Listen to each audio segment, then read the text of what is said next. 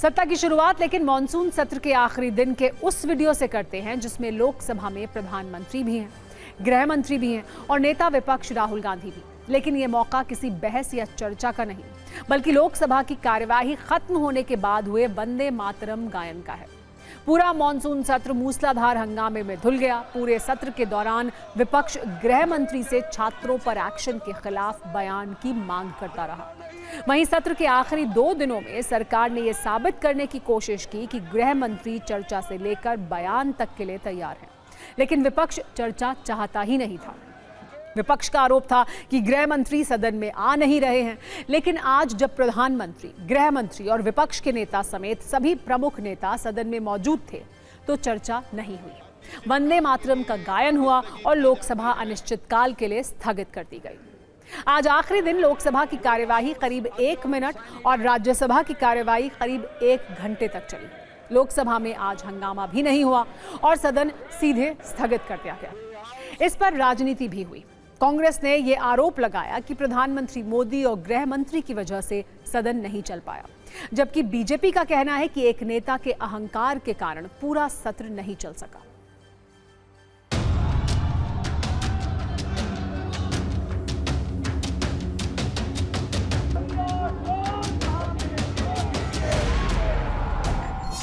जब खुद ही prime minister कदम नहीं रख रहे, होम मिनिस्टर कदम नहीं रख रहे, they want to destroy democracy. ये चाहते हैं कि पार्लियामेंट हमारे सामने कुछ नहीं, सब कुछ हम हैं। एक व्यक्ति का अहंकार से कारण, only because of the ego of one person, पूरा सेशन ये तो डिरेल हो गया।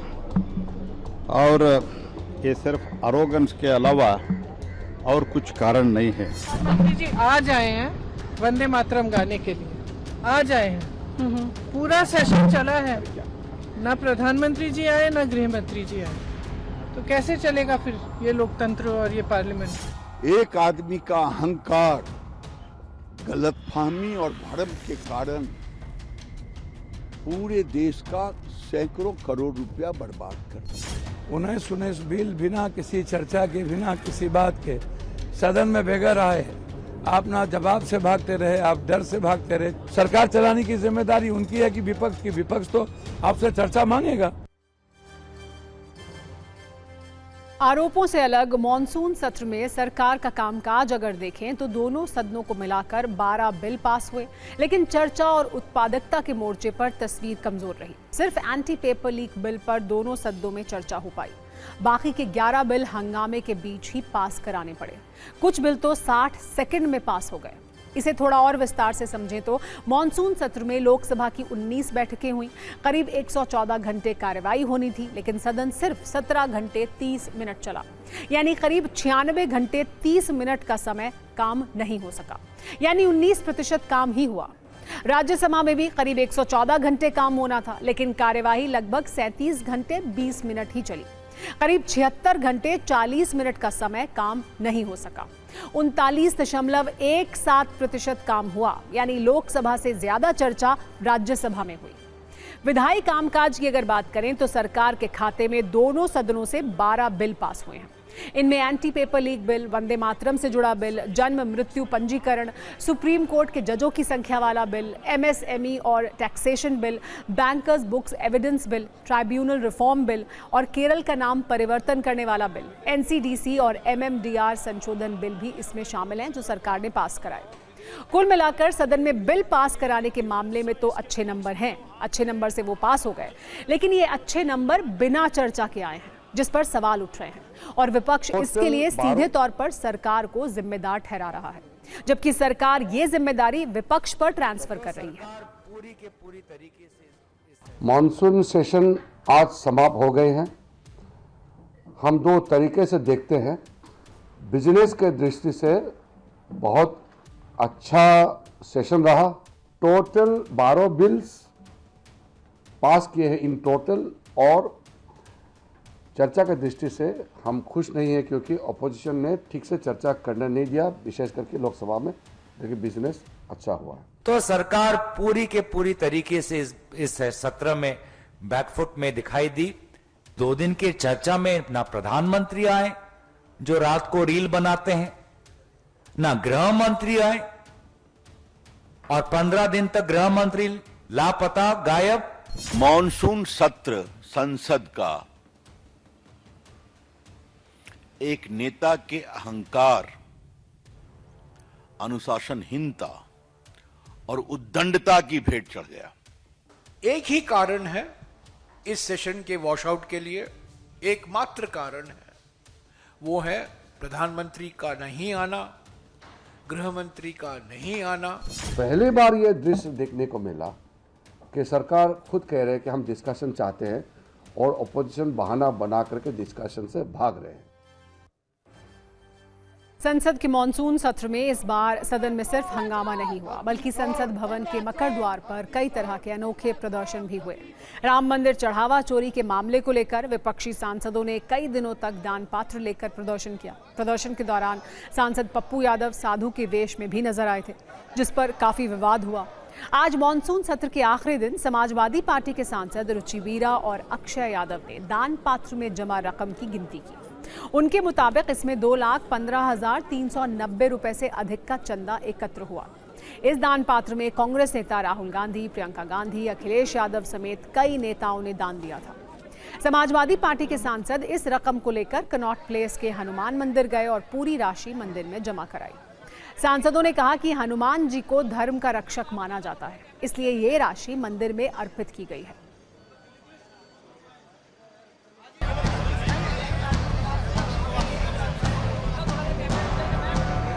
ये समाजवादी लोगों की तरफ से या विपक्ष के लोगों की तरफ से जो भी चंदा आया है, एक एक पाई प्रभु के चरणों में हम लोगों ने पहुंचाने का काम किया है। 2,15,490 रुपया चांदी के सिक्के गए। संदेश ये है कि इस समय प्रभु मर्यादा पुरुषोत्तम भगवान श्री राम का मंदिर अयोध्या में चोरों के कब्जे में है।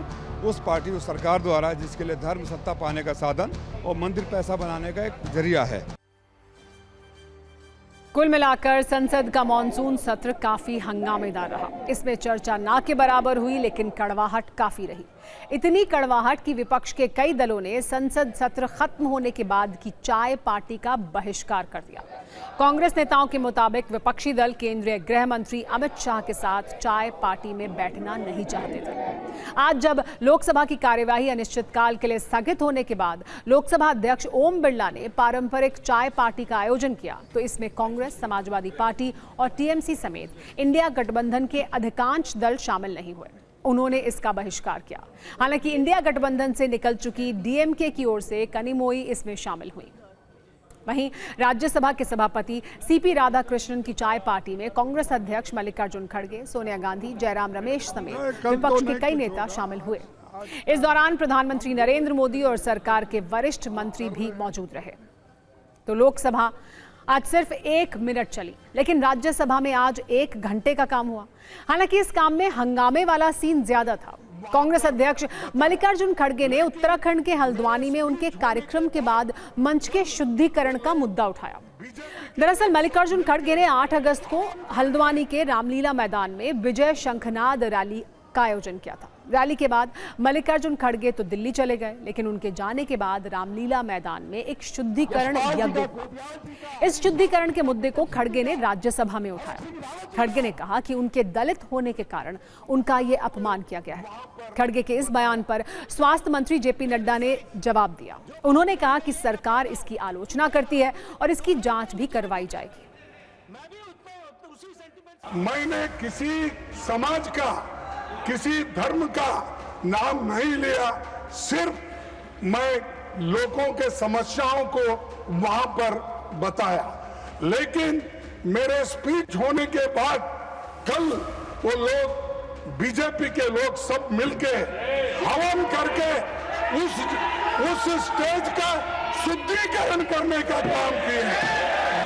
जो माननीय खड़गे जी ने कहा है, ये सच में बहुत ही दुखदाई विषय है, और ये दुखदाई सिर्फ कांग्रेस पार्टी के लिए नहीं, ये दुखदाई हम सब के लिए है।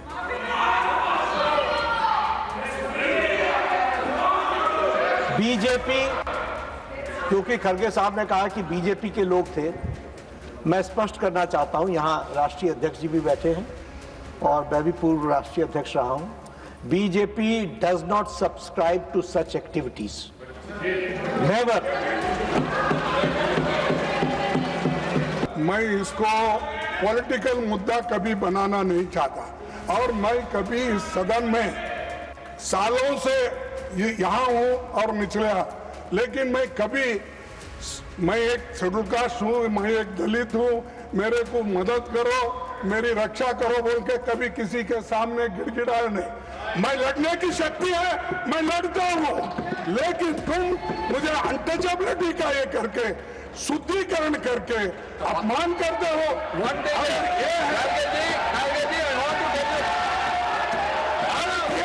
Let me explain my feeling. Now don't sensationalize, don't criticize. जो बात कही गई है मैं कह रहा हूं कि भाई आपको जितनी दुख है उतना मुझे भी दुख है, मैं भी उतना उसी सेंटिमेंट्स के साथ चल रहा हूं। लेकिन आप अगर कहेंगे कि तुमने किया, भाई हम कह रहे हैं तहकीकात करेंगे, we will go into the details of it and find out, and if anybody is found guilty, certainly action will be taken. I request the government also, those who have done the wrong thing, they will be investigated, they should be caught and they should be punished. There is no two different opinion on this.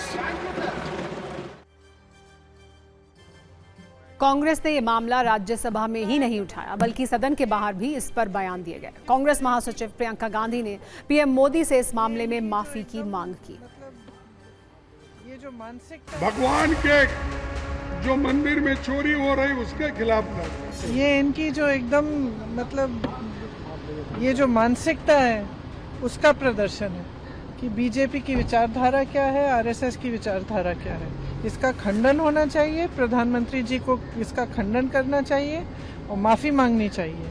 ये क्या तरीका है? लोगों पर होनी चाहिए? ये इस भाजपा आरएसएस इनकी सरकार पर, इनकी विचारधारा पर धिक्कार है। किस बात का शुद्धिकरण? शुद्धिकरण तो उत्तराखंड का होना चाहिए कि ऐसी विचारधारा, ऐसी सोच, ऐसी नीच सोच जो इन लोगों की है, शुद्धिकरण उत्तराखंड का होना चाहिए कि ऐसे लोग वहां पर आज के दिन शासन कर रहे हैं। शर्म आनी चाहिए इनको, शर्म से चुल्लू भर पानी में डूब जाएं।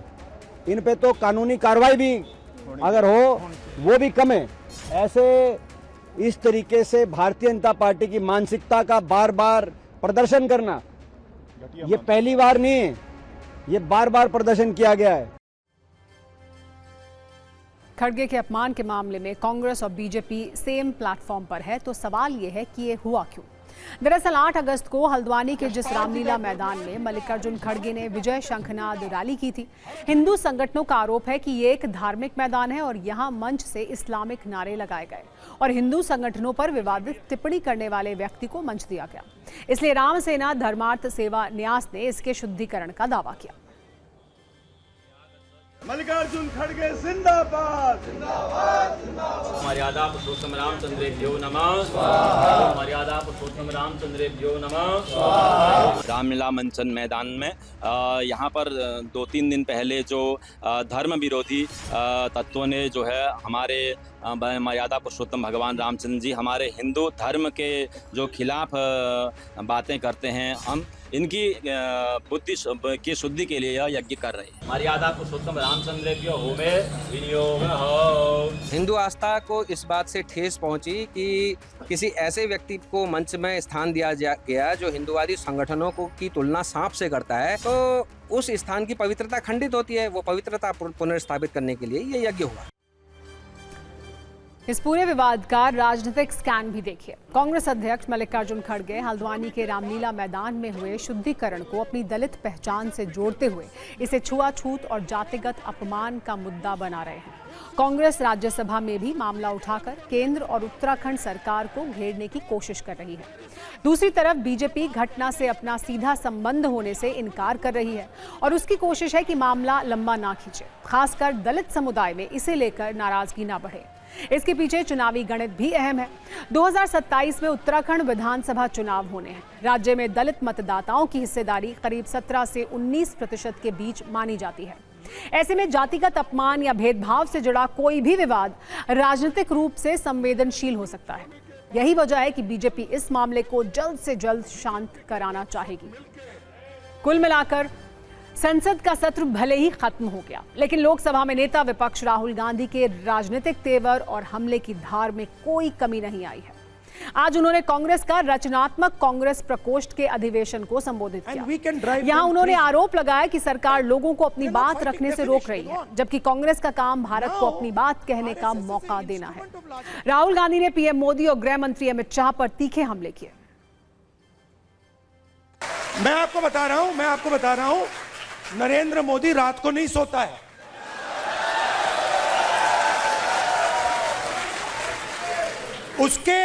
उसके अलग अलग कारण है। उसका एक ऑब्वियस कारण है और उसके बहुत सारे हिडन कारण भी हैं। आपने देखा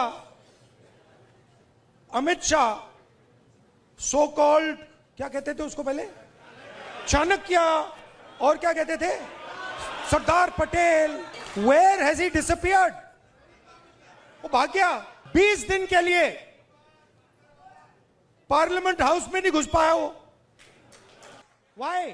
because for the first time they are feeling India's expression. और अब इनको बात समझ आ गई है कि अब ये देश अपने आप को एक्सप्रेस करने से नहीं रुकने देगा। ये चल रहा है गया, और आपको अपना छोटा सा मतलब आरएसएस का ऑर्डर क्रिएट करना है, क्रिएट कर दो, उठा के तोड़ के फेंक देगा ये। सत्ता में आगे बढ़ते हैं। यूपी में नए सियासी कलेश वाली खबर के साथ प्रदेश में अगले वर्ष विधानसभा चुनाव होने हैं। इसी को ध्यान में रखते हुए चुनावी तैयारियां तेज हो चुकी हैं। चर्चा है कि यूपी सरकार महिलाओं को किस्त में आर्थिक मदद देने वाली योजना पर विचार कर रही है। इस पर राजनीति भी हो रही है। विपक्ष सवाल पूछ रहा है। सत्ता में इस पूरी खबर को आज हम डिकोड करने वाले हैं। पहले ये जानिए कि महिला वोटर्स को साधने वाली नई रणनीति है क्या। सूत्रों के हवाले से मिल रही जानकारी के अनुसार चुनाव से पहले यूपी में बिहार की तरह हर प्रस्तावित मॉडल पर चर्चा हो रही है।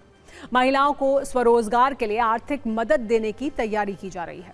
एक महिला को 50,000 रुपए तक की सहायता देने पर विचार किया जा रहा है। संभावित मॉडल में 3 से 4 किस्तों में रकम देने की तैयारी है। दावा है कि चुनाव से पहले पहली किस्त में 20,000 रुपए दिए जाएंगे। सत्ता में बीजेपी की वापसी पर बाकी रकम 3 किस्तों में दी जाएगी। चुनाव के बाद 10-10 हजार रुपए की 3 अतिरिक्त किस्त देने पर मंथन किया जा रहा है। यह भी कहा जा रहा है कि 50 लाख से ज्यादा महिलाओं को योजना के दायरे में रखने का लक्ष्य है। कहा यह भी जा रहा है कि यूपी सरकार योजना को लेकर अपने स्तर पर सर्वे करा रही है। कितनी महिलाओं को इसका फायदा मिल सकता है, सवाल यही है। क्या बिहार में महिला वोटरों के बीच सफल रहे जीविका दीदी मॉडल को अब उत्तर प्रदेश में लागू करने की तैयारी है? आपके मन में एक प्रश्न जरूर उठ रहा होगा कि आखिर महिला वोटर्स पर बीजेपी का फोकस क्यों है। इसे भी जानिए। अनुमान है कि यूपी में कुल महिला मतदाता लगभग 5 करोड़ 67 लाख हैं। इस योजना में आर्थिक रूप से कमजोर वर्ग की महिलाओं को प्राथमिकता दी जा सकती है। SC/ST परिवार की महिलाओं पर फोकस है। इसके अलावा बीपीएल परिवार की महिलाओं को भी प्राथमिकता देने पर विचार किया जा रहा है। निराश्रित और विधवा महिलाओं को भी इस योजना में शामिल करने की प्लानिंग है। यह विचार किया जा रहा है कि सालाना आय 12 लाख से कम वाले परिवार को यह लाभ दिया जाएगा। पात्रता की अंतिम सीमा अंतिम प्रस्ताव के बाद तय होगी। यूपी में चुनाव ज्यादा दूर नहीं है। कई राज्यों में महिला वोटर्स को साधने की बीजेपी की रणनीति कुछ ऐसी ही रही है।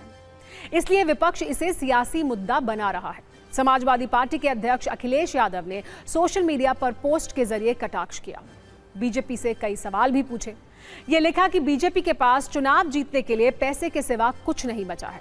यूपी की महिलाओं को चुनाव से पहले 20,000 रुपए देंगे। इसे यूपी की महिलाएं कभी स्वीकार नहीं करेंगी। बीजेपी ने दूसरे राज्यों में पैसे देने की घोषणा कर चुनाव जीता था। अब वहां पैसे देने से आनाकानी कर रहे हैं। बीजेपी पैसे पिछले 10 वर्षों में भी दे सकती थी। ऐसे सवाल भी पूछे जा रहे हैं। विपक्ष सीधे सीधे बीजेपी पर वोट खरीदने वाले आरोप लगा रहा है। कैसे यूपी सरकार की संभावित योजना पर सियासी कलेश शुरू हो गया है, सिर्फ 100 सेकंड में आप भी देखिए।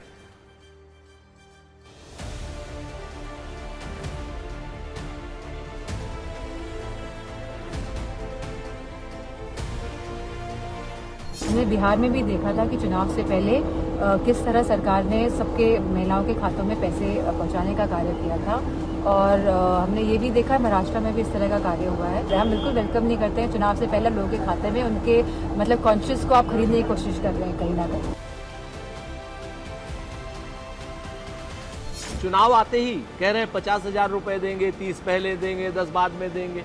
अरे बिहार में भी आपने ऐसे ही पैसे दिए थे, उसके बाद उस पैसों को वसूल रहे हैं। बिहार में आपने कहा था 2 लाख रुपए चुनाव के बाद देंगे, किसी एक भी जीविका दीदी को नहीं दिए, और अब तो 10,000 रुपए भी वसूली की बात चल रही है। उत्तर प्रदेश की जनता को, महिलाओं को मूर्ख समझना बंद करे भारतीय जनता पार्टी की सरकार। अभी तक बीजेपी सो रही थी, जैसे ही चुनाव आया एकदम से जाग उठे। ये महिलाओं के लिए अगर काम करना है तो अच्छे काम करें, उनको यही देना था तो पहले देना चाहिए था, उनकी स्थिति और सुधरती।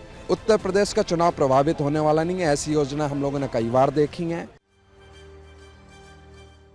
विपक्ष के नेता महाराष्ट्र, बिहार, मध्य प्रदेश, पश्चिम बंगाल में चुनाव से पहले जो भी हुआ उसको लेकर सवाल पूछ रहे हैं। ये आरोप लगा रहे हैं कि चुनाव से पहले बड़े बड़े वादे किए जाते हैं, दावे किए जाते हैं, लेकिन सत्ता मिलने के बाद जनता को सिर्फ धोखा मिलता है। ऐसे ही आरोपों के बीच चर्चा करते हैं पश्चिम बंगाल की, जहां अन्नपूर्णा योजना को लेकर पिछले कुछ दिनों से जमकर बवाल हो रहा है। राजनीतिक चिंगारियां भड़की हुई हैं। पश्चिम बंगाल की शुभेंदु सरकार पर वादा खिलाफी वाले आरोप लग रहे हैं। इसकी पूरी कहानी आइए आपको समझाते हैं। ये पूरी कहानी पश्चिम बंगाल में महिलाओं को हर महीने 3,000 रुपए आर्थिक सहायता देने से जुड़ी है। ये दावे चुनाव प्रचार के दौरान किए गए थे। अब जब बीजेपी सत्ता में है तो योजना लागू होते ही 12 पन्नों का एक नया आवेदन पत्र जारी किया गया है। विपक्ष का कहना है कि अब योजना का लाभ देने में पारिवारिक आय और आर्थिक मापदंडों की शर्तें रखी गई हैं। पश्चिम बंगाल के मुख्यमंत्री शुभेंदु अधिकारी का एक बयान भी है, जिसमें उन्होंने ये कहा है कि प्रतिमाह 10,000 रुपए से अधिक आय पर योजना का लाभ नहीं मिलेगा। इसके बाद कंट्रोवर्सी बढ़ गई है। टीएमसी ने शुभेंदु सरकार पर वादा खिलाफी के आरोप लगाए हैं। टीएमसी के नेता ये सवाल पूछ रहे हैं कि अगर योजना में शर्त रखनी थी तो चुनाव से पहले रखते। चुनाव प्रचार के दौरान योजना का लाभ देने का वादा किया गया था। ये बंगाल की जनता के साथ विश्वासघात है। पहले आप पश्चिम बंगाल के मुख्यमंत्री शुभेंदु अधिकारी का शर्तों वाला नया बयान सुनिए। যোগ্য বিবেচিত হয়েছেন তাদের বয়স 25 থেকে 60 বছরের মধ্যে হতে হবে, আগেই বলা আছে। স্থায়ী সরকারি চাকরিতে নিযুক্ত থাকেন বা পেনশনার্স, এরা এই বেনিফিটের মধ্যে পড়ছেন না। যে মহিলা নিজে 10,000 টাকার বেশি নিজে উপার্জন করেন মাসে, তাকেও এর বিবেচনার মধ্যে প্রাথমিকভাবে আনা হয়নি। कुल मिलाकर देखें तो शुभेंदु सरकार अन्नपूर्णा स्कीम को लेकर सवालों में है। जनता से धोखे वाले आरोप उन पर लगाए जा रहे हैं। सिर्फ 70 सेकंड में सियासी कलेश की कहानी भी देखिए।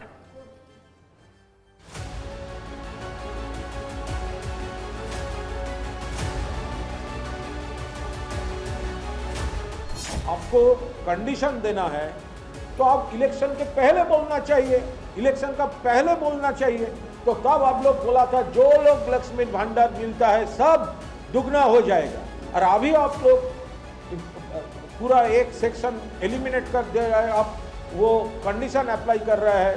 ये तो पब्लिक का सब इलेक्शन चीटिंग हो गया है। दादा सरकारी सिस्टम कुछ है, बोलना कुछ पड़ता है, लेकिन मिल जाएगा सबको। मेरे को ऐसा ही लगता है कि मिल जाएगा सबको मिल जाएगा, निश्चिंत रहिए।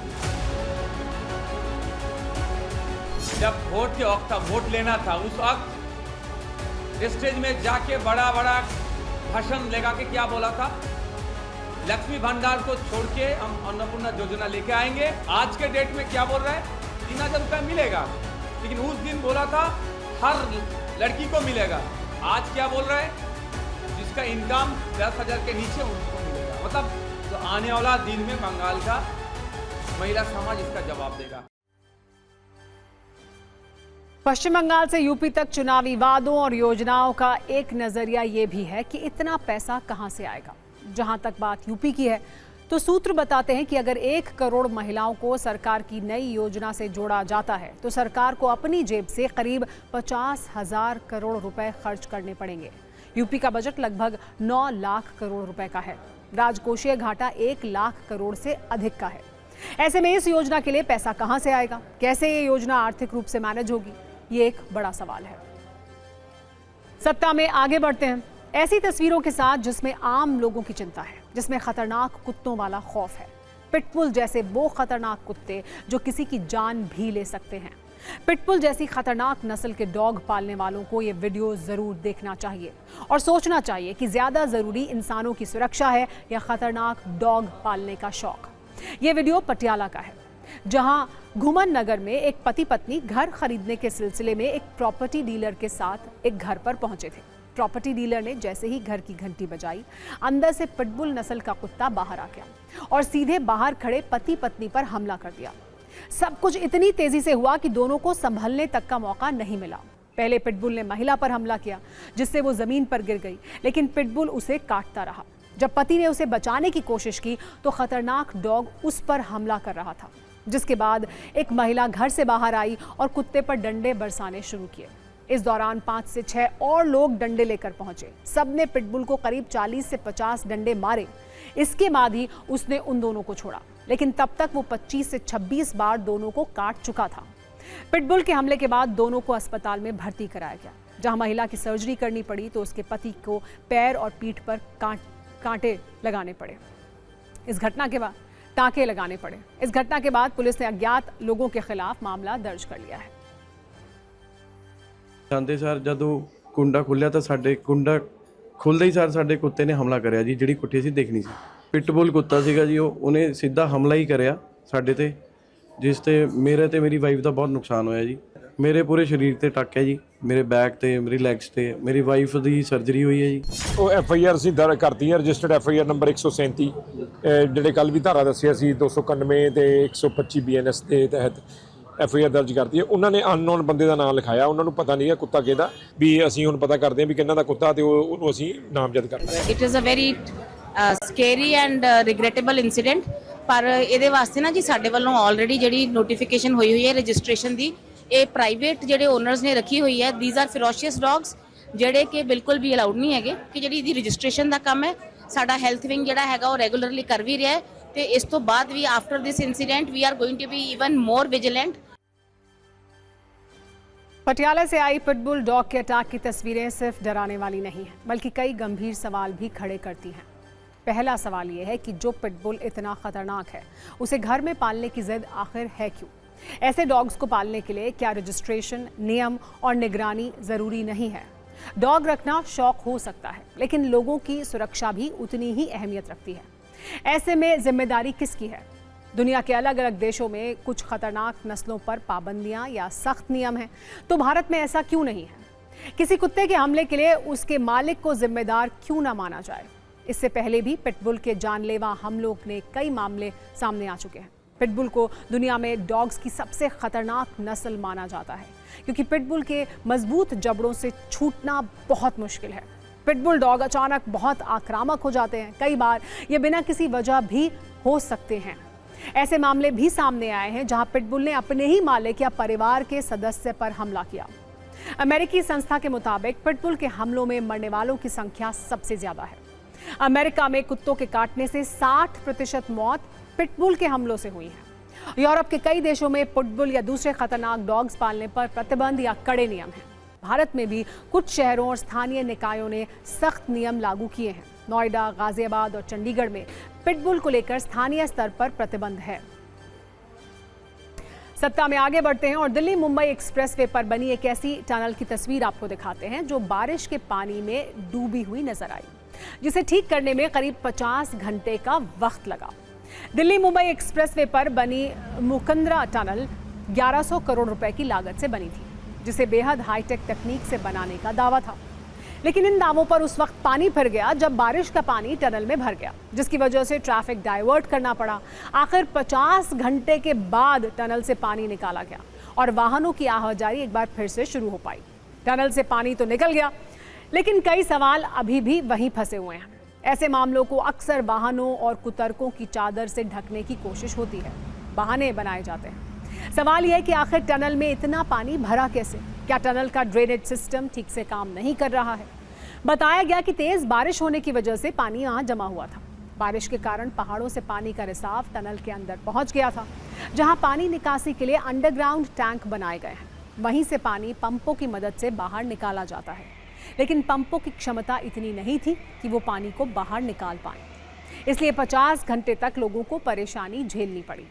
NHAI के प्रोजेक्ट डायरेक्टर ने बताया कि टनल में सीपेज की दिक्कत 2023 में ही आइडेंटिफाई कर ली गई थी, लेकिन इस बार टनल में अचानक बारिश का पानी बहुत ज़्यादा बढ़ गया, जबकि पंपिंग क्षमता कम थी। पहले से ही पंपिंग क्षमता बढ़ाने का फैसला लिया जा चुका है, लेकिन इसमें समय लगेगा। जून में नए पंपों का ऑर्डर भी दिया गया है।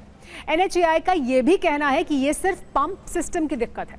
टनल के स्ट्रक्चर को पानी से कोई नुकसान नहीं है, ये पूरी तरह सुरक्षित है। लेकिन सवाल यह है कि टनल में इतना पानी भरा ही क्यों? दिल्ली मुंबई एक्सप्रेसवे की टनल को वर्ल्ड क्लास बताया जाता है, लेकिन क्या वर्ल्ड क्लास टनल और इंफ्रास्ट्रक्चर ऐसा होता है? ऊँटा बज चुका है, यानी सत्ता में आज का वक्त खत्म हो गया है। कल शाम 7 बजे आपसे एक बार फिर मुलाकात होगी। तब तक सभी न्यूज़ मित्रों से मेरी गुजारिश है कि वो सत्ता की न्यूज़ रील्स को ज़्यादा से ज़्यादा शेयर करें और फिलहाल मुझे दें इजाज़त।